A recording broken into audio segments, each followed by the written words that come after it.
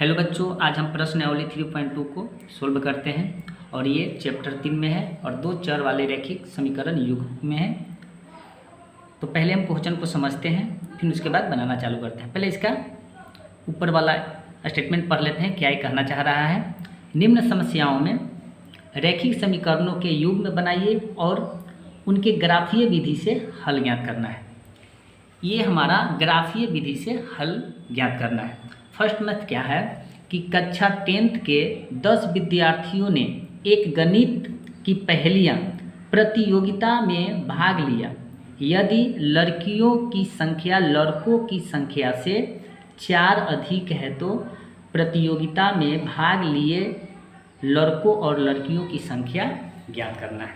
तो बच्चों, ये मैथ बनाने से पहले ये हम जान लेते हैं कि ये देखो बच्चों, इधर एक चैप्टर है और वो आपको टेबल आपको याद रहेगा तो बहुत ही अच्छा रहेगा। तो इस टेबल को आप इसके बारे में कुछ बता देते हैं ताकि आप लोगों को कोई प्रॉब्लम नहीं हो। तो ये टेबल आपको है, ये हमारा इक्वेशन है, समीकरण है और इस अनुपात की तुलना हमें जानना है। तो देखो बच्चों, पहली क्या होती है, पहली स्थिति में क्या होती है कि A1/A2 not equal to B1/B2। अगर इस कंडीशन में रहे, इसे हम बोलते हैं प्रतिच्छेद रेखा। इसे क्या बोलते हैं? प्रतिच्छेद रेखा। इसका केवल एक ही हल होता है। अब देखिए, A1/A2 not equal to B1/B2, मान के चलिए ये हमारा रेखा है, ये हमारा रेखा है, ओके। और यहाँ पर एक रेखा इसको प्रतिच्छेद करती है, ओके। और ये पॉइंट जो है एक बिंदु पर काटती है, केवल एक बिंदु पर काट रही है। इसी को हम बोलते हैं प्रतिच्छेद रेखा। इसी को क्या बोलते हैं हम? प्रतिच्छेद रेखा। तो इसका केवल बच्चों, जो प्रतिच्छेद का रेखा काट रही है, एक बिंदु को काट रही है, उसी को हम क्या करते हैं कि एक हल होगा, उसको हम क्या कहते हैं? संघत बोलते हैं। क्या बोलते हैं? संघत। जो प्रतिच्छेद करेगा उसका संघत निकलेगा। तो इसे हम क्या कहेंगे बच्चों? इसे हम प्रतिच्छेद रेखा बोलेंगे। क्या बोलेंगे? प्रतिच्छेद रेखा। कोई दिक्कत नहीं है, ओके। एक बिंदु को काट रही है, ओके। तो इसे हम केवल एक हल हो सकता है। अब देखते हैं दूसरा क्या कह रहा है कि A1/A2 बराबर B1/B2 बराबर C1/C2 का है, यानी सभी ये बराबर है। तो सभी अगर बराबर रहेगा उसे हम संपाती रेखा बोलते हैं। उसे हम क्या बोलेंगे? संपाती रेखा। अब देखिए, संपाती रेखा क्या होती है? इसका अनेक हल होगा। तो देखो बच्चों, संपाती का मतलब क्या होता है? ये तो हमारा प्रतिच्छेद रेखा है। अब संपाती जो होती है, संपाती का मतलब समझ जाओ। देखो बच्चों, एक रेखा है, ओके, और इसी पर एक रेखा और जाती हुई प्रतीत होती है। इसी पर एक और रेखा को खींच दिया, उसी को बोलते हैं संपाती रेखा। अगर मान के चलिए एग्जाम्पल, ये मेरा हाथ है और इसी हाथ पर एक और हाथ रख दिए, इसी को बोलते हैं हम क्या? संपाती रेखा बोलते हैं। तो बच्चों, आप लोग को पता है कि एक रेखा जो होती है अनेक बिंदु मिलाकर बनती है, यानी एक रेखा जो होती है उस पर अनेक बिंदु मिलाकर एक रेखा बनती है, ओके। तो एक रेखा में अनगिनत बिंदु होती है, ओके। तो ये भी हमारा क्या होगा? इसका अनेक हल होगा। इसका अनेक हल होगा तो इसी को भी क्या बोलेंगे? इसको भी हम बोलेंगे संघत होगा। तो जिसका हल होगा उसको हम संघत बोलते हैं, ओके। तो ये भी आप समझ गए कि संपाती रेखा क्या है, इसका अनेक हल होगा, ओके। तो अब आते हैं तीसरा में। तीसरा क्वेश्चन क्या कह रहा है? देखिए, तीसरा में हम समझते हैं कि A1/A2 बराबर B1/B2 not equal to C1/C2 का, परंतु C1/C2 का नहीं है। A1/A2 के बराबर है क्या? B1/B2, परंतु C1/C2 के बराबर नहीं है। तो इसको हम बोलते हैं समांतर रेखा। इसका कोई हल नहीं होगा, इसका कोई हल नहीं होगा। देखिए, अब एक एग्जाम्पल और समझते हैं। अब देखिए, इसको हम समांतर रेखा का मतलब क्या होता है? समांतर का मतलब क्या होता है? देखिए, ये रेखा पारा और ये नीचे भी रेखा पारा, ओके। ये आपस में कभी समान नहीं होगा, कभी ये आपस में मिलेगा नहीं। और जो कभी आपस में नहीं मिलेगा उसका कोई हल नहीं हो सकता, ओके। तो इसको कहते हैं क्या? असंगत बोलते हैं। इसको क्या बोलेंगे हम? असंगत। कोई दिक्कत नहीं होगा। ओके, तो आई होप कि आप ये स्टेटमेंट को अच्छे ढंग से टेबल को जान गए हैं। अगर आप इसका अपने दिमाग में और फेयर कर लीजिएगा या इसका नोट कोई बना लीजिएगा तो आपके लिए बहुत ही उपयोग होगा। तो बच्चों समझ लो, पहले ये स्टेटमेंट समझो, उसके पश्चात मैं बनाना चालू करूँगा। तो आई होप कि आप यहाँ तक क्लियर समझ गए। तो चलिए अपने क्वेश्चन की ओर चलते हैं। क्वेश्चन में क्या कहा जा रहा है और क्वेश्चन को हम बनाना चालू करते हैं। तो बच्चों एक बार क्वेश्चन को और रीड कर लेते हैं ताकि हमारा प्रॉब्लम भी ना हो, ना आप लोग की भी प्रॉब्लम हो। बच्चों क्वेश्चन को आप ढंग से पढ़िएगा तो कोई भी क्वेश्चन प्रॉब्लम नहीं होगा। तो देखिए, कक्षा 10 के 10 विद्यार्थियों ने एक गणित की पहेलियाँ प्रतियोगिता में भाग लिया। ओके, यदि लड़कियों की संख्या लड़कों की संख्या से 4 अधिक है तो प्रतियोगिता में भाग लिए लड़कों और लड़कियों की संख्या हमें ज्ञात करना है।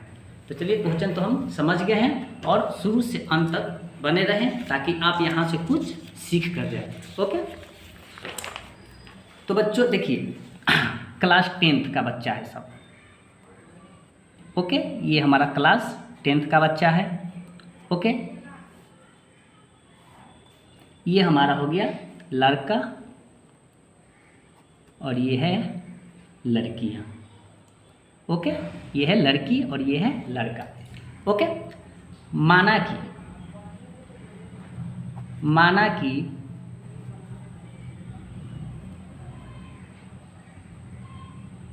लड़कों की संख्या x है। लड़कों की संख्या क्या है? x है।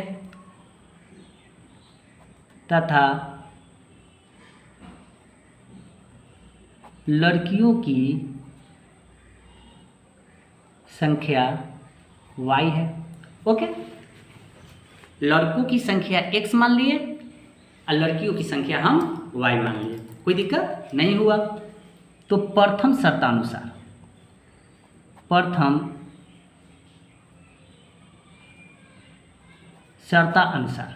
तो प्रथम शर्तानुसार में क्या कर रहा है? कुल विद्यार्थी कितना है? कुल विद्यार्थी हमारा है 10। कुल विद्यार्थी क्या है? 10 है। तो हमने लड़का क्या माना था?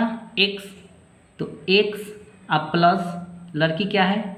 y इक्वल टू कुल विद्यार्थी हो गया 10। इसे हम समीकरण 1 मान लिए, कोई दिक्कत नहीं हुआ। ओके, अब चलते हैं द्वितीय शर्तानुसार।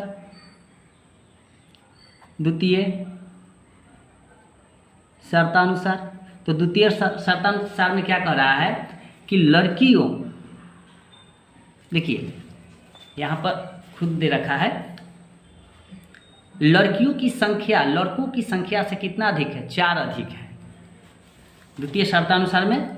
तो यानी लड़कियों की संख्या जो है लड़कों की संख्या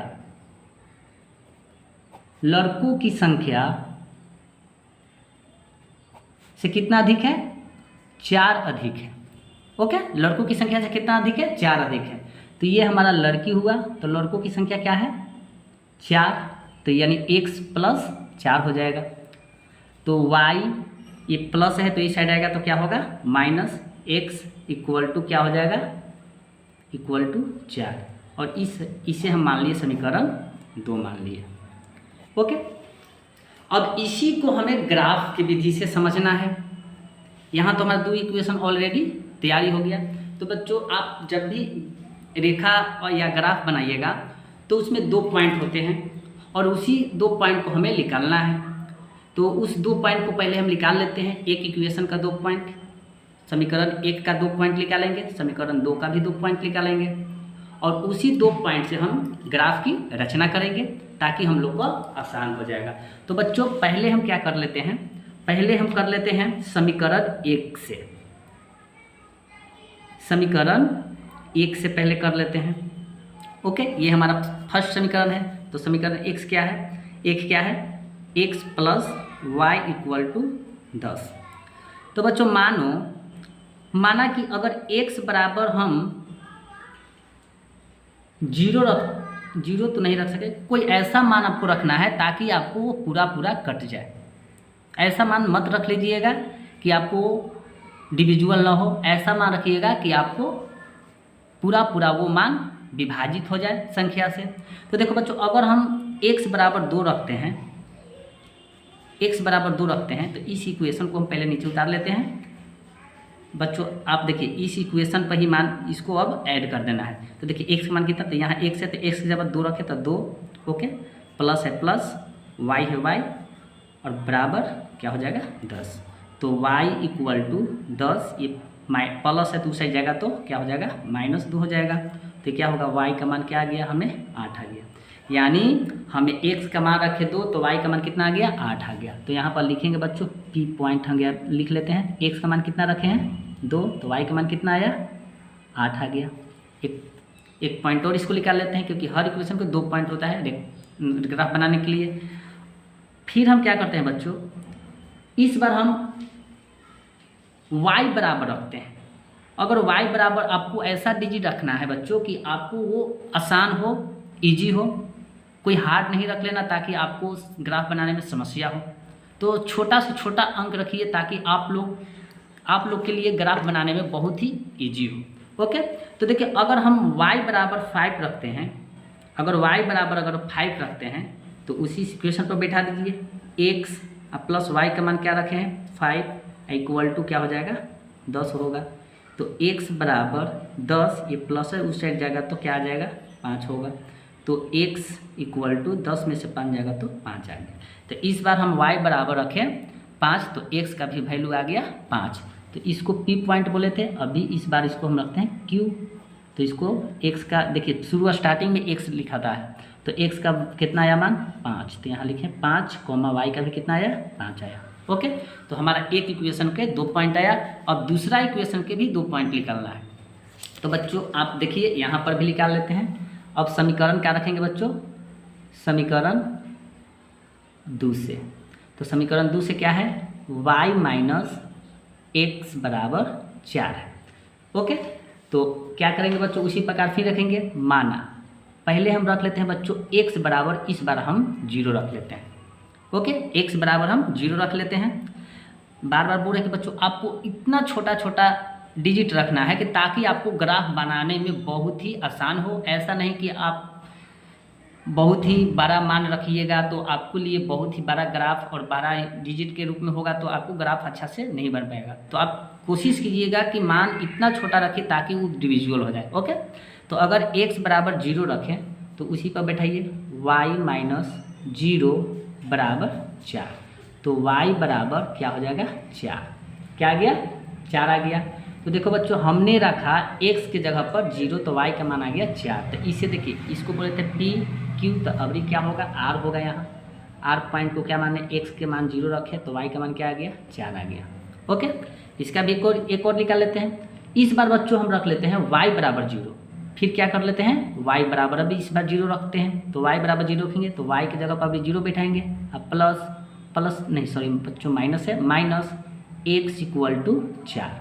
ओके, तो क्या होगा minus x equal to 4। Okay, तो क्या हो जाएगा बच्चों, x बराबर माइनस क्या हो जाएगा 4 हो जाएगा।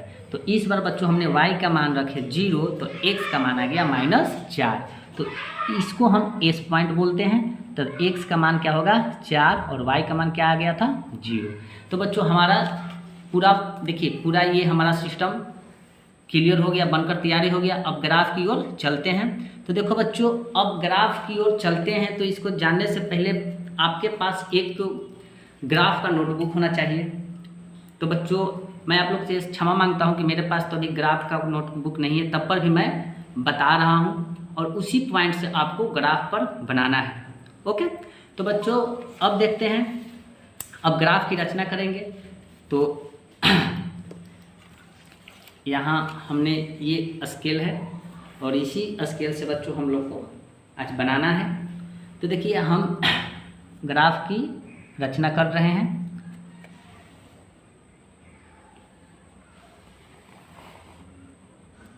ओके बच्चों,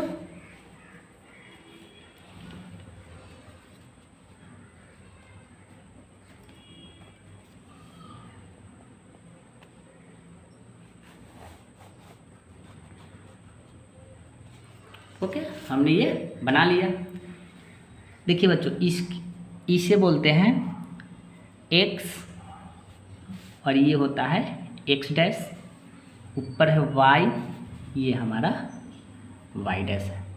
कोई दिक्कत नहीं है। तो बच्चों थोड़ा पूरा स्क्रीन तो नहीं आ पा रहा है, जिसके लिए क्षमा चाहता हूँ। देखिए अब ये यहाँ पर 1 2 3 4 5 6 8 तक बना लिए। ऊपर भी बना लेते हैं 1 2 3। तो बच्चों ग्राफ रेडी हो गया। तो बच्चों अब देखते हैं फर्स्ट पॉइंट क्या देखते हैं। यहाँ पर देखो बच्चों दे रखा है, हमने यहाँ पर दे रखा है क्या है, x बराबर 2 और y पर कितना है 8 है। तो देखो बच्चों x पर 2 यानी x पर 2 और y पर बच्चों ऊपर कितना है 8 है। तो यहाँ पर होगा बच्चों, यहाँ एक पॉइंट होगा, यहाँ पर कोई दिक्कत नहीं है, ये एक पॉइंट हो गया, कोई दिक्कत नहीं है। और ये क्या है, हमारा P बिंदु था, जिसे हम लिख दिए 2,8। ओके, और यहाँ हमारा 2 है। Okay clear. अब देखिए बच्चों इसमें है x पर 5 y पर भी 5 है। तो यहाँ पर देखते हैं बच्चों x पर 5, 1 2 3 4 5, यानी x पर भी 5 और यहाँ पर y पर भी 5 है बच्चों, यहाँ पर भी 5 है। ओके, तो यहाँ पर हम इसके सामना सामने बच्चों दे दिए। यहाँ पर देखिए सामना है, एकदम क्लियर है सामना, यहाँ पर पॉइंट दिए। ओके, और इसको हम बच्चों क्या करेंगे, मिला देंगे। और इसी को क्या करेंगे हम, यहाँ से इस बिंदु को इस बिंदु पर हम क्या करेंगे बच्चों, इसको हम मिला देंगे। बच्चों थोड़ा मिस्टेक हो गया बच्चों। देखिए x पर 2 y पर 8 है, तो यहाँ पर हम यहाँ पर मिला सकते हैं बच्चों, यहाँ पर हम मिला सकते हैं, कोई दिक्कत नहीं है। यहाँ हम मिला देंगे, यहाँ बिंदु बैठाएं ताकि हम लोग को आसान पड़ जाएगा। और ये तो है x पर 5 y पर भी 5 है, तो हम बच्चों यहाँ मिला देते हैं, यहाँ पर ठीक रहेगा ना। यहाँ पर इसके सामना सामनी है 5। अब इसी बिंदु को बच्चों हम क्या किए, मिला देते हैं। अब इसको हम काट लेते हैं ताकि हम लोग का आसान हो जाए। देखो बच्चों हम यहाँ पर मिलाकर इसे हम काट लेते हैं। ओके, ये हमारा कट गया।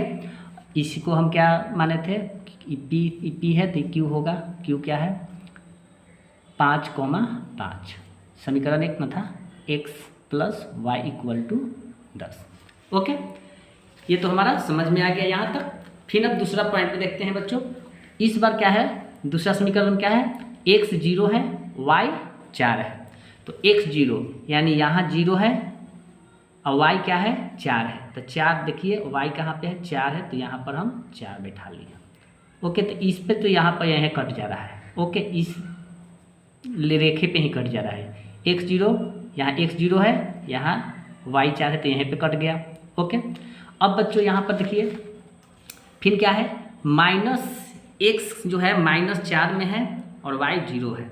तो देखिए y जो हमारा ये हमारा 0 है। ओके, ये हमारा 0 है और y माइनस क्या है, x माइनस हमें 4 है। तो यहाँ पर बच्चों एक पॉइंट आ रहा है, ये पॉइंट आ रहा है यहाँ पर। और इसी पॉइंट को क्या करेंगे बच्चों कि यहाँ से हम इसको हम काट देंगे। क्या करेंगे, इसी को हम काट देंगे, इस पॉइंट पर लेंगे, यहाँ से इसको हम बच्चों। आप लोग को ग्राफ रहेगा तो बहुत ही आसान से बन जाएगा बच्चों, इसके लिए क्षमा चाहता हूँ। और यहाँ से इसको हम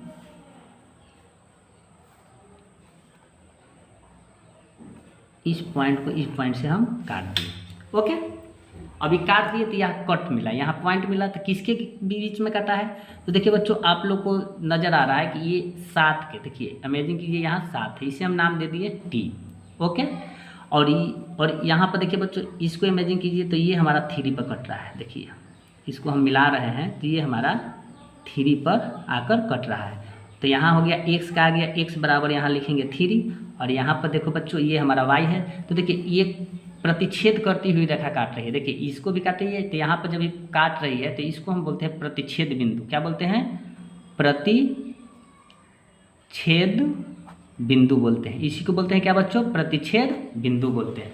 ओके, तो ये हमारा क्या हो गया बच्चों, x का क्या हो गया 3 और ये हमारा y का हो गया बच्चों, ये हो गया हमारा 7 हो गया।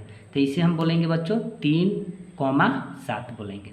अब इसी 3,7 में बच्चों हम क्या करेंगे कि लड़कों और लड़कियों की संख्या हम निकाल लेंगे। तो बच्चों इसमें अब कोई दिक्कत वाली बात नहीं है। अब तो ये हमें क्लियर समझ में आ रहा है कि ये तो हमें प्रतिच्छेद करती हुई रेखा यानी 3,7 है।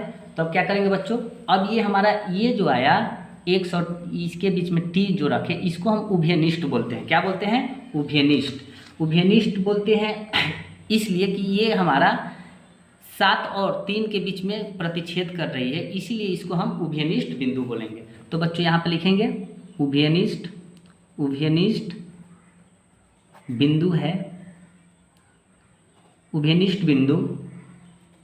टी पेन है, टी नाम दिए थे, देखिए टी नाम इसको दिए थे। आप कोई और कुछ नाम दे सकते हैं, ओके, कोई दिक्कत नहीं है। टी के क्या आया है? 3,7 आया, ओके। तो देखो बच्चों एक्स जो है, एक्स हम किसको माने थे? लड़कों की। तो यानी लड़कों की संख्या क्या हो जाएगा बच्चों? ये लड़कों की संख्या हो गया बराबर 3। अच्छा, अब वाई किसको माने थे? लड़की की माने थे ना। लड़कियों की संख्या बराबर कितना आ जाएगा? 7 आ जाएगा। आई होप कि आप ये क्लियर समझ होंगे, इसमें कोई दिक्कत वाली बात नहीं है। तो बच्चों आज की क्लास कैसा लगा? अगर वीडियो अच्छा लगा हो तो लाइक, सब्सक्राइब एंड शेयर जरूर करें और अपने दोस्तों के साथ जरूर शेयर करें ताकि वो भी कुछ सीख पाए। और 2024 में जमकर तैयारी कीजिए और अच्छे मार्क्स लाइए और माता पिता का अपने नाम रोशन कीजिए और हमारे देश का भी नाम रोशन कीजिए। तो जय हिंद बच्चों, अगले वीडियो में मिलते हैं नए अंदाज के साथ। जय हिंद।